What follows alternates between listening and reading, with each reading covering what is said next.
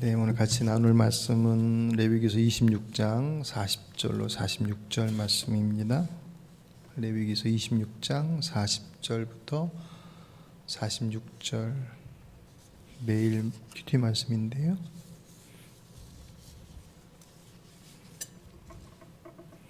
(26장 40절로 46절)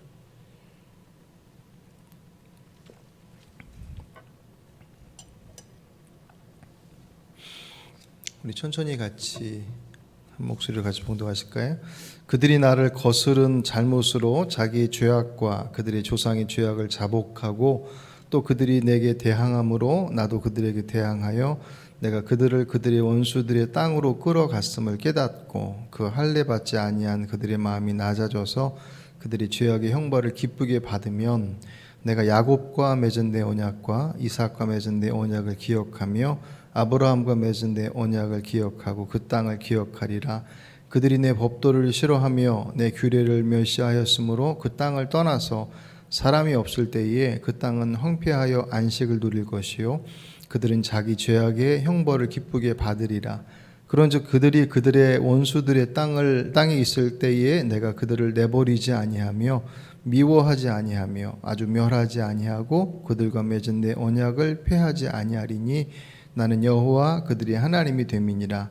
내가 그들의 하나님이 되기 위하여 민족들이 보는 앞에서 애굽 땅으로부터 그들을 인도하여 낸 그들의 조상과의 언약을 그들을 위하여 기억하리라. 나는 여호와이니라.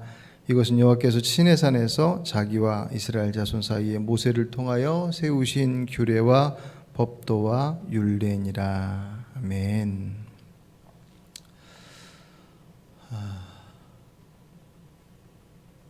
레위기서 26장은 하나님의 말씀에 대한 우리들의 반응, 순종이냐 불순종이냐에 따라서 순종하는 이들에게 약속하신 축복의 내용 13절까지 기록이 되어 있고, 그 말씀을 불순종하는 이들에 대한 하나님의 저주라고까지 하면 너무 무겁고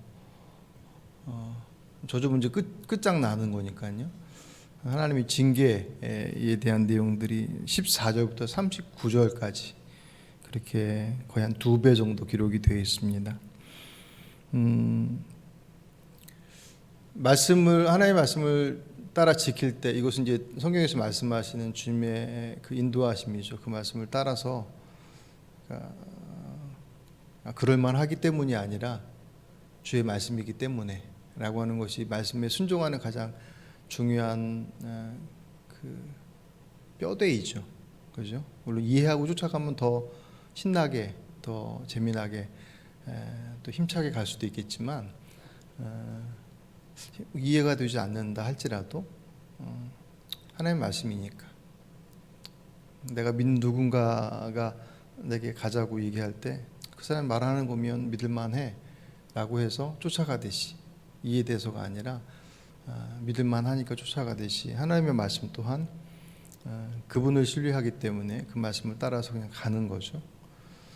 그럴 때 약속하신 약속의 내용이 물질의 풍요를 얘기하셨고, 3절부터 13절까지 내용이 세 가지로 크게 단락을 내놓으셨잖아요. 그리고 하나님의 평화, 아무리 많이 쌓아놓고 풍성하고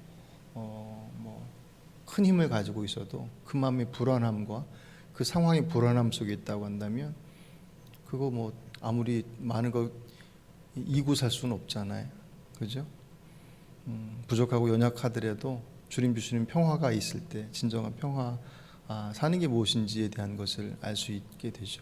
어쨌든 하나님께서 약속하신 두 번째 순종의 복은 하나님께서 평화의 상황을 만들어 주시겠다. 전쟁의 상황이 돼도 이길 수 있게 하시겠다라고 하는 그 두루두루 그 평화의 모습을 약속하셨고, 마지막 세 번째가 이제 가장 큰 복이 하나님의 동행의 복이죠. 그분이 복의 근원이시. 그분과 함께하고 있으면, 그분과 함께하고 있으면 다른 모든 것들은 쫓아오는 것들이니까 사실 그게 가장 큰 복이죠.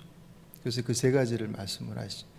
주님은 복 주시기 원하시는 분이시다. 그것이 구약 성경에 나타난 사실 가장 중요한 내용 중에 하나이죠. 심판도 있고 저주도 있고 전쟁도 있고 그 험악한 것들 많이 있지만 그 모든 것들은 부차적인 것이고 중요한 것은 하나님께서 어떻게 해서든지 복 주시기를 원하시는 분이시다. 오늘 본문에서도 그것이 나오죠. 그런데 반면에 말씀을 지키지 않은 하나님의 말씀을 순종하지 않는 이들에 대한 하나님의 그 심판, 징계의 내용은 축복의 내용들을 정반대로 뒤집어 놓은 사건들이. 그러니까 풍요 속에서 빈곤의 자리로, 평화에서 불안과 전쟁과 두려움의 자리로, 하나님의 동행이라고 하는 자리와는 상관없이 완전히 다른 인생을 살아가는 인생의 모습들이 그 안에서 얼마나 혹독한 삶을 살아갈 것인지, 하나님의 품 안에 있던 이스라엘 백성들이 그로부터 벗어나서 포로로 끌려가고 고통 가운데 살아가는 그 모습들이 쭉 기록이 되어 있습니다. 그 내용을 보면 앞에서 축복을 말씀하신 분이 맞나 싶을 정도로 그렇게 극과 극의 내용을 말씀을 하시죠. 여러분 26장 혹시 전체를 다 보셨나 모르겠습니다. 수요일, 어제, 오늘 큐티가 이제 세 부분으로 26장이 나눠졌는데, 수요일 말씀이 축복의 말씀이었고, 목요일 오늘 말씀 그리기 내용이 이제 저주에 대한 말씀이었는데, 여러분 그 말씀을 쭉 읽으시면서 어떤 느낌, 어떤 생각이 드셨나요? 축복에 대한 말씀, 하나님께서 이런 복을 말씀을 따르는 이들에게, 순종하는 이들에게 이런 복을 약속하셨네 라고 하는 그 복의 복에 대한 약속의 말씀 보면서 이런 것도 있었네 하는 그런 어떤 놀라움도 있을 것이고, 기대하는 마음들도 있을 것이고, 또 한편에서 말씀에 순종하지 않을 때 맞닥뜨리게 될 그 재난의 모양들을 보면서 이 말씀을 안 지키는 것이 이런 결과들을 알 수 있겠구나라고 하는 것에 대해서 새삼 새롭게 보고서 그러면 안 되겠네라고 하는, 제가 수요일날도 말씀드렸듯이 말씀을 순종하는 이유가 그 말씀에 대한 복이 탐나서 말씀을 지키면 이렇게 큰 복을 주신다라고 하는 그 복에 대한 것을 꿈꾸기 때문에 말씀을 지킬 수도 있고, 혹은 두려움 때문에 말씀을 안 지키면 이런 벌을 받네라고 하는 그런 두려움 때문에 말씀을 지킬 수도 있다. 어쨌든 그 말씀을 진심으로 지키려고 하는 그것으로 다가설 때 그 이유가 복 때문이든 저주 때문이든 출발했다 할지라도 결국은 그 말씀이 그를 바꾸어낼 것이다. 그게 말씀의 힘이고 능력이니까. 근데 이제 문제는 그렇게 복에 대한 말씀이든 저주에 대한 말씀이 봤는데 별 감흥이 없어요. 그냥 무덤덤해. 그냥 성경에 나와 있는 그냥 복의 내용, 활자로 나와 있는 남의 복, 남의 저주인 것처럼 그냥 무덤덤하다. 사실 이제 그게 제일 큰 문제죠. 왜냐하면 하나님께서 이스라엘 백성들에게 말씀하실 때 그 말씀에 불순종하는 이들의 모습에 대한 어떤 내용들을 저주하고 심판하시는 모습으로 나타났지만, 결국 그 내용, 그 말씀이 자기와 상관없는 것으로 여겼던 것이 가장 큰 시작점이거든요. 그러니까 복의 말씀이 됐던, 하나님의 말씀, 징계에 대한 말씀이 됐던 그 말씀이 나와 상관없는, 그러니까 그 말씀을 읽어도 기대하는 마음도 혹은 거기에 대한 두려움도 없는 그냥 무덤덤한 그런 상태로 있다라고 한다면, 좀 진지하게 우리의 모습들을 좀 돌아봐야 할 그런 시점임에 틀림이 없습니다. 왜냐하면 결국 신앙생활도 하나님과 인격적 관계라고 하는 것으로부터 시작해서 그것이 얼마나 깊어지느냐. 그러니까 그냥 쉽게 얘기하면 누군가 어떤 사람하고 좋은 관계를 맺어서 그 사람하고 깊은 관계의 교제를 맺으면 그 사람이 하는 말이나 행동이나 그런 부분들에 대한 반응들이 대단히 섬세하게, 예민하게 그렇게 귀 기울이죠. 근데 나하고 별로 관계가 없어요. 그러니까 TV에서 뭐 어떤 사고로 누가 죽었고 큰 사고로 어려움을 당했다 그러면 어떡하지? 라고 하는 그런 마음은 들지만 그 이상 무언가를 하기에는 사실은 좀 너무 좀 뭐랄까요, 관계가 없는 거죠. 안타까운 마음은 있는데 내 몸이 움직이고 거기에 무언가를 반응하기에는 나하고 어떤 관계들이 이렇게 긴밀히 있지 않아요. 반면에 나하고 긴밀한 관계에 있는 이가 있다고 한다면 그 관계에 가까운 관계에 있는 이가 어떤 아픔 가운데 있을 때 내 안에서의 반응들은 훨씬 더 세밀하죠. 그럴 수밖에 없죠.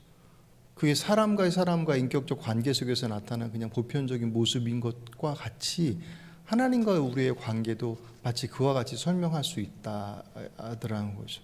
그래서 그분의 말씀에, 하나님의 말씀에 우리가 어떻게 반응하느냐라고 하는 것은 그분과 우리의 관계를 볼 수 있는 아주 분명한 기준이 되더라.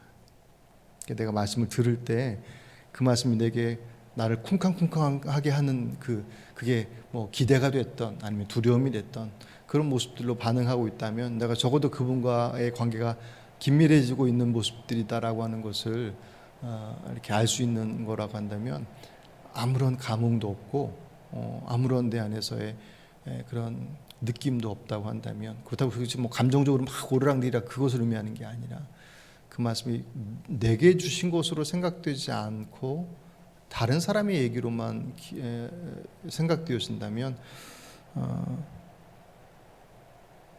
정말 심각하게 돌아봐야죠. 이번 주 월요일에 그동안 그 항암 치료를 받던 저 이웃 교회 빛난 이슬 교회 사모님이 돌아가셔서 발인 예배를 갔다 왔어요.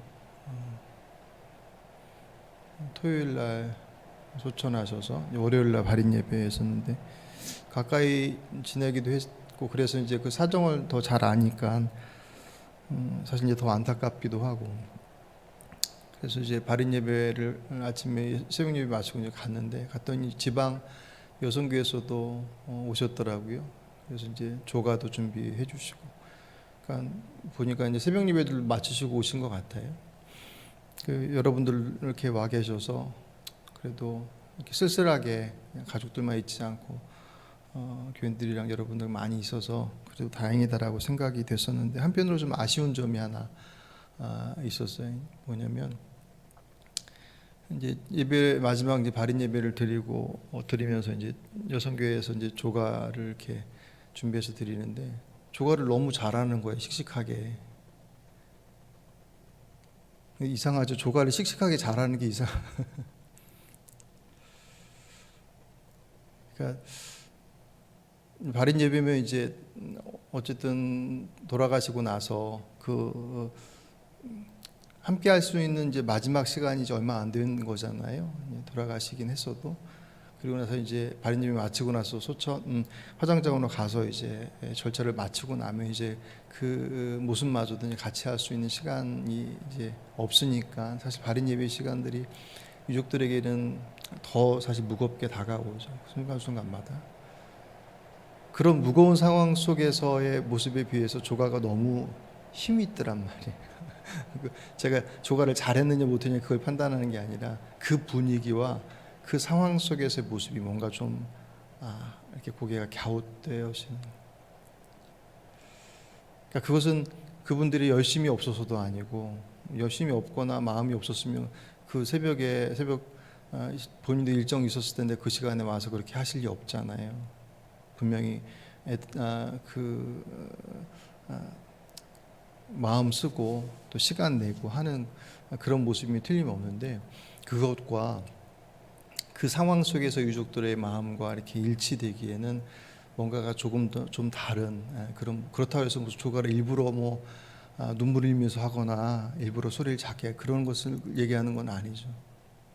제가 이제 그것을 보면서 하나님의 말씀이 우리에게 있어서 마치 그와 같이 전혀 이렇게 좀 핀트가 안 맞는 것 같이 다가올 때, 핀트가 맞으면 복의 말씀이 주어졌을 때 그 말씀이 활자로 되어 있지만 그 말씀에 대한 기대가 있고, 그래 맞아, 어렵지만 또 잘 안 보이지만 또 어떻게 될지 모르겠지만 주의 말씀의 길을 따르면 하나님께서 그렇게 이런 약속을 주셨지라고 하는 것에 대한 그 든든함들이 우리 안에 있는데, 그리고 이제 반대로 좀 어긋날 때도 있잖아요. 그럴 때 하나님께서 주시는 말씀이 우리에게 강력한 경고로서의 모습들로 자리 잡게 되면 추스리기도 하고 하는데, 그 말씀이 전혀 핀트가 맞지 않는다면, 그러면 진짜 큰일인 거죠. 하나님과의 관계가 깊으면 깊을수록 그분의 말씀에 대한 반응들은 아주 예민하게 우리에게 있어서 나타나지만, 그 관계가 반대로 무뎌지거나 문제가 생기면 잘 들으려 하지 않고, 그리고 잘 안 들리죠. 나중에는 안 들으려 해요. 잘 안 들리는 것과, 그러니까 들으려 하는데 잘 안 들리는 것과, 잘 안 들리는 것, 그리고 아예 안 들으려고 하는 것, 그것은 이제 단계마다 다 다를 수밖에 없겠죠. 어쨌든 그 단계로 들어가면 더 이상 말씀이 내 안에서 역할, 어떤 작동을 할 수 있는 모습들이 점점 작아져 가는, 그러니까 이제 당연히 말씀에 대한 반응도 무뎌질 수밖에 없죠. 소홀해지고. 불순종의 의미가 하나님을 대적해서 나 못하겠습니다라고 주 앞에 당당하게 나서서 이렇게 덤벼드는 불순종도 있지만, 슬그머니 꼬리 내려서 하는 불순종도 분명히 있단 말이죠. 오히려 그 모습이 더 많죠. 이스라엘이 그 모습이 훨씬 더 근접해 있었죠. 물론 나중에는 아예 대적해놓고 덤벼들기도 했지만, 그래서 사실은 우리가 더 그 말씀에 귀 기울여야 하는 거예요. 그러니까 사실은 그분과의 관계가 밀접해 있을 때는 그렇게 얘기하지 않아도, 듣지 말라고 해도 아무리 막 시끄러워도 그 안에 그 말씀을 들으려고 정말 초긴장을 하죠. 그러니까 그 관계가 긴밀한 상태에서는 더 이상 그런 얘기가 별 의미가 없어요. 잘 들어야 된다고, 분명히 말씀하실 거라고, 그런 얘기가 별 의미가 없어요. 이미 잘 하고 있으니까. 문제는 잘 안 들릴 때, 그렇죠? 잘 안 들릴 때는 귀 기울여 들어야 돼요. 그러니까 오늘 우리가 뒷부분에 말씀 받지만, 앞부분에 저주에 대한 말씀을 하실 때 주님께서 그들에게 징계를 하시는 이유를 말씀하시면 그 앞에 반복되는 단어가 있는데, 뭐냐면 청종하지 않았다. 너희들이 귀 기울여 듣지 않더란 말이에요. 하는 말씀 듣지 않아요. 그러니까 듣지 않으니까 그 다음에 순종의 자리로 갈 수 없죠. 듣고 나서 불순종하는 것과는 또 다르게 듣지를 않아요. 내 말씀이라고 들려지지 않고 내 말씀으로 받지 않으니, 그 말씀이 아무리 하늘을 쪼개는 그런 두려운 말씀일지라도 내가 해야 될 무언가로 다가오지 않는, 그래서 그냥 남의 얘기에 이 말씀은 누가 들었으면 좋겠고 누가 들었으면 좋겠어라고 하는 것에 대한 적용점들은 기가 막히게 하는데, 그 말씀이 내게 주신 내 것이다라고 받지 않는 순간 사실은 그 말씀의 본질 가운데 들어갈 수 없는 거죠. 특별히 어떤 문제 앞에 있을 때는 더 귀 기울여야 된다라고 이제 말씀하죠. 오늘 본문이 이제 그런 의미로서 주신 말씀이에요. 심판 가운데 한복판에 들어가 있습니다. 지금 레위기서예요. 창세기, 출애굽기, 레위기, 신명기, 민수기, 이 모세오경이라고 불러요. 모세가 기록했을 것이다라고. 그렇다고 한다면 그 말씀을 받았을 그때, 혹 조금 더 양보하더라도 좀 그 뒷세대의 이 레위서가 완성되었다 하더라도, 말씀을 보면 이스라엘 백성들이 포로로 끌려가 있는 저 먼 미래의 내용들까지 소환되어져서 언급되어져 있어요. 그러니까 그들의 불순종이 어디까지 갈 수 있는지에 대한 것들이 이미 다 언급됐다라는 거예요. 다 얘기됐는데, 그런데도 불구하고 그들이 그 말씀 앞에 귀 기울이지 않는. 그런데 하나님께서 그 심판의 한복판에 있는 그들을 포기하지 않으셔.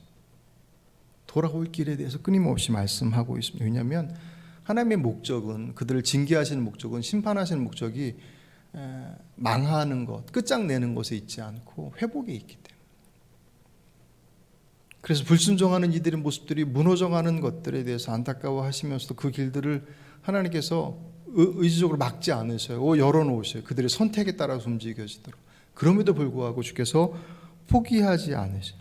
포기하지 않아요.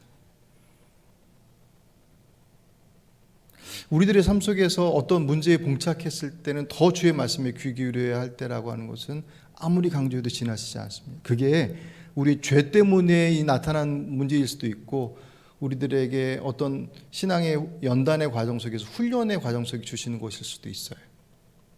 어찌됐든 두 양쪽이 됐든 어느 모습이 됐든, 훈련이 됐든 회개의 자리가 됐든 둘 다 귀 기울여야 해요. 그래서 잘 버텨라. 조금만 더 이겨내면 정금과 같이 나아갈 것이다 라고 하는 그 훈련의 열매에 대한 것으로 우리를 인도하시던가, 아니면 빨리 회개하고 내려놔라, 포기해라, 끊어내라 라고 말씀하시는 우리들 안에서의 결단을 요구하시던, 어쨌든 그분 앞에 귀 귀를 기울여야지 이 험난한 세상 속에서 지금 이 세파를 헤쳐나가는 데 있어서 어떤 길을 선택할지를 분명하게 알 수 있는 길은 더 귀 기울여야 돼요. 정말 귀 기울이지 않으면 그냥 흘려 지나가게 되어 있습니다. 우리가 말씀을 잘 못 듣는 경우는 여러 가지가 있겠지만, 내 생각이 너무나 분명하면, 이 문제에 대한 답은 이거야 라고 하는 내 생각이 너무나 분명하면 그분께서 말씀하셔도 듣지 못해요. 그리고 내 안에 너무 많은 생각이 있으면, 이걸까 막 수많은 생각들이 있으면 하나님 말씀에 집중하는 것이 어려웠습니다. 마지막 세 번째로는 안 들으면 소용없겠죠. 아무리 복을 주시려 할지라도 그 복의 길로 인도하시고자 말씀하시는 것을 듣지 않으면 그 길로 갈 수 없으니까 절대로 저절로 가지 않더라는 것이. 오늘 보면 우리가 40절부터 보셨지만 43절, 44절 잠깐 보실까요? 하나님께서 우리를 포기하지 않으신다라는 말씀을 주셔요. 같이 한번 읽어보죠. 그들이 내 법도를 싫어하며 내 규례를 멸시하였으므로 그 땅을 떠나서 사람이 없을 때에 그 땅은 황폐하여 안식을 누릴 것이요 그들은 자기 죄악의 형벌을 기쁘게 받으리라. 그런즉 그들이 원수의 땅에 있을 때에 내가 그들을 내버리지 아니하며 미워하지 아니하며 아주 멸하지 아니하고 그들과 맺은 내 언약을 폐하지 아니하리니 나는 여호와 그들의 하나님이 됨이니라. 아멘. 하나님 말씀을 싫어하고 무시해서 그렇게 해서 끝내는 이방인의 포로가 되어지는 상황 속에도 불구하고 하나님께서 그들을 포기하지 않으셨다. 내가 너희 그만큼 사랑한다. 그게 하나님의 마음이라는 거죠.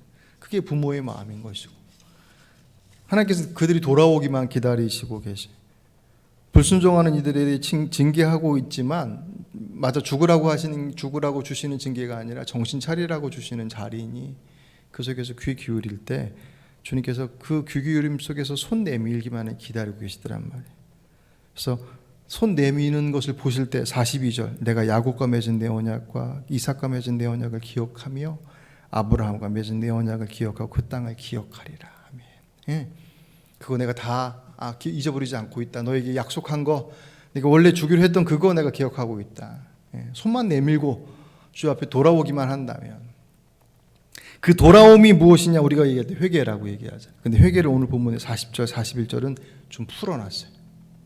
좀 잘못했습니다 라고 하는 그냥 우리들의 어떤 죄에 대한 그런 고백으로서 표현되는 것이 아니라 좀 더 풀어서 오늘 40절, 그들이 나를 거스른 잘못으로 자기 죄악과 그들의 조상의 죄악을 자복하고, 참 잘못했습니다, 제가 잘못됐네요 라고 자복하고, 또 그들이 내게 대항함으로 나도 그들에게 대항하여 내가 그들의 원수의 땅으로 끌어갔음을 깨닫고, 지금 이 모든 것이 너희들이 죄 때문에 나타난 결과야 라고 하는 것을 그들이 깨닫고, 어찌하다 보니까 이렇게 됐네가 아니라 너희들이 나를 대항함으로 내가 그것에 대해서 징계한 것 때문에 지금 그 자리에 와 있는 거야 라고 하는 것을 깨닫고, 세 번째, 그 할례받지 아니한 그들의 마음이 낮아져서 그들의 죄악의 형벌을 기쁘게 받으면, 그러니까 할례받지 아니한 그들의 마음이라는 게 완고함이, 그 마음이 낮아졌다는 것은 이제 그 마음에 힘이 빠졌어요. 그래서 그들이 죄악의 형벌을 기쁘게 받으면, 내가 지금 이 고난의 자리에 있는 것은 내가 하나님 앞에 범죄했던 것에 대한 결과 때문이야 라고 하는 것을 인정하고 그것을 받아들이며, 그러니까 이 회개라는 게 잘못했습니다 라고 하는 것으로 립서비스처럼 그냥 한마디로 툭 던지면 오케이, 그것이 아니라 그 하나님께서 내 잘못되어진 것을 그분 앞에 고백하고, 이 상황에 처해져 있는 것의 발단점이 나로부터 시작된 것이며 그것을 감수해내야 되는 것, 그래 내가 주께로 돌아가는 데 있어서 필요한 것이야 라고 인정하는 그를 주님께서 불러들이시겠다. 그게 앞에서 약속하신 3절부터 13절까지 복의 자리로 돌아가는 중요한 터닝 포인트. 하나님의 교회라고 하는 교회의 우리의 상황들 속에서 교회가 세워져 가는 그러니까 일상적인 삶의 패턴들이 아닌 좀 더 고민해야 되고 또 생각해야 되는, 그것이 교회 건물을 세워가는 것이지만 단지 건물의 뼈대를 만들어가고 기와장을 올려가는 것이 아니라 그 과정을 통해서 우리의 몸이 만들어져가는 아주 중요한 시기잖아요. 왜냐하면 그 안에 우리들이 시간도 들어가고 돈도 들어가고 우리의 마음도 들어가고 다 들어가니까, 우리 기도도 들어가야 되고. 그러니 사실은 뼈대가 올라가지만 건물이 뼈대가 아니라 우리들의 영적인 우리들의 몸이 지어져 가는 것들이죠. 그때 우리는 더 그 말씀에 귀 기울여야죠.